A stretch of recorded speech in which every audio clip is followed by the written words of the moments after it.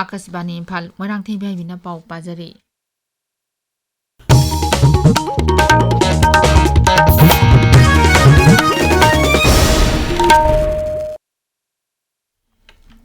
कांग्रेस लुचिंगबसिंग सोनिया गांधी अमसुंग Rahul Gandhi National Herald केसता प्राइमा फेसी ओइना नारोलदा सेल थैदोकपदा चेने हाइना ngasi इन्फोर्समेंट डायरेक्टोरेट ईदीना दिल्ली कोर्ट अमदा हाइख्रे स्पेशल जज विशाल गोगने की कोर्ट ngasi केस असिगी आर्गुमेंट हौदोकपदा ईदीना हाइ क्राइम अदुदगी मखोइ अनिना लुपा कोटी चामनी फुनिथोरम फंखि ईदीगे स्पेशल काउंसिल जोहेब होसेन हाइ लुपा कोटी साटेट यांखै माथोइ लाख मफुदरा ईदीना केस असिगा मरी लेनाना लौसिनखिबा मतम इंग कुमजा लिसिंग अनि कुलुमदगी नवेम्बर फाउबा मराल सिरिबा मियोइ अनि असिना कानबा अदु लौखि इंग कुमजा लिसिंग अनि तरामरीदा वाकत अदु थांगलखिबा बीजेपी लुचिंगबा सुब्रमण्यम स्वामीदा चार्जशीट की कॉपी अमा पीखिनबा जजना ईदीदा खंगनखि वाकत अदु मजिस्ट्रेट की कोर्ट अमना कॉग्निजेंस पीखिबदगी ईदीना लिसिंग अनि कुनमाथोइदगी केस अदु थिजिनबा हौरकपनि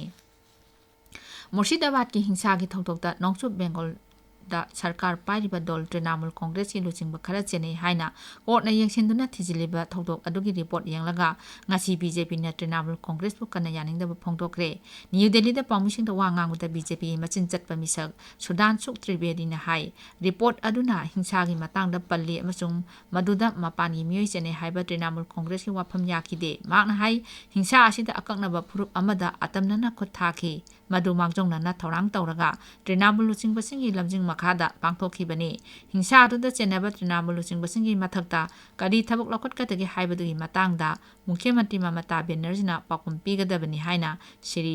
त्रिवेदीना दाबी तौखि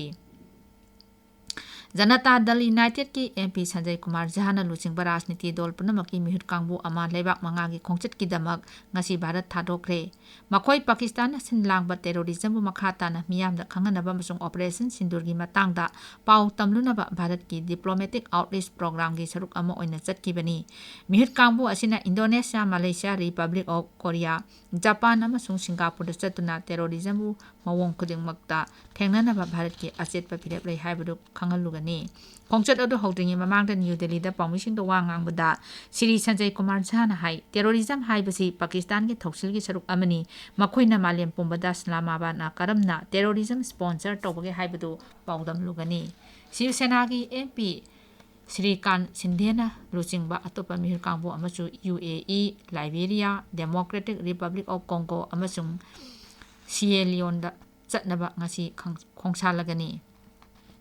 जम्मू काश्मीर भारत की आर्म फोर्सेस ना ऑपरेशन सिंदूर माइ पाकना पांगथोखिबा अदुबु निंगसिंगबोइना रियासी जिला की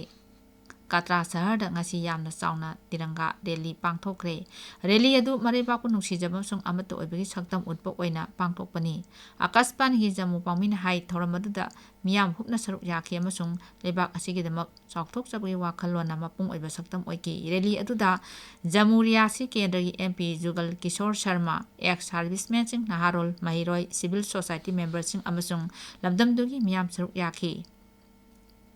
उग्रुल जिला ngarangdagi hokiba siroi lili festival ki pawlogba jatpa pawmisingda central force na chathakiba thawongbo yaningdaba phongdoktuna ngasi kakjing jila gi hiyanglam ibudau lai pakangbagi wagai lamkhai bazar phawba school mairoi singna yaningdaba khongchat ama chatkre khongchat aduna tongan tongan ba dabi sing iba pleka ching puduna chatki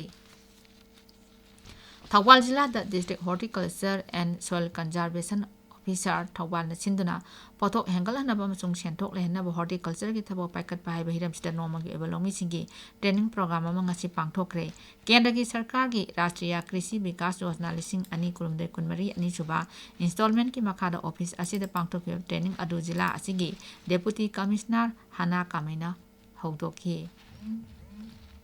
हानगी प्रधानमंत्री राजीव गांधी ने लेखिदबगी कुंठा मरी सुबह common थौरंगसी हानगी मंत्री doctor के S Ratan Kumar Singh की मयांग इम्फाल कोंचाक लेबे युमदा पांगथोखरे MPCC की डिस्ट्रिक्ट कांग्रेस कमिटी की प्रेसिडेंट सिंह अमसुंग बीसीसी अमदी डीसीसी की थौपुब सिंह अमसुंग दल की कर्मी क्याना लेखिदब सिंहबसी की फोटोदा लेकतुना इकाई खुनबा उठकी इम्फाल की कांग्रेस भवन दसु एमपीसीसी न सिंधुना ngasi अयुक राजीव गांधी न लेखिदबगी कुंठा मरी सुबह कोमन थौरम एंटी टेररिज्म डे हाइना पांगथोखी आकाशवाणी इम्फाल की सिक्योरिटी गार्ड असिमायो मैफोक अपिनाउना ngarang ikang khangawdana leikidabada kasbani Imphal gi staff singna awaba phongdokre ngasi office asida pangthokiba awaba phongdokpagi mipam amada staff singna leikidrabagi atmabu ikai kumnaduna minute ani tumina lepki pauloi jare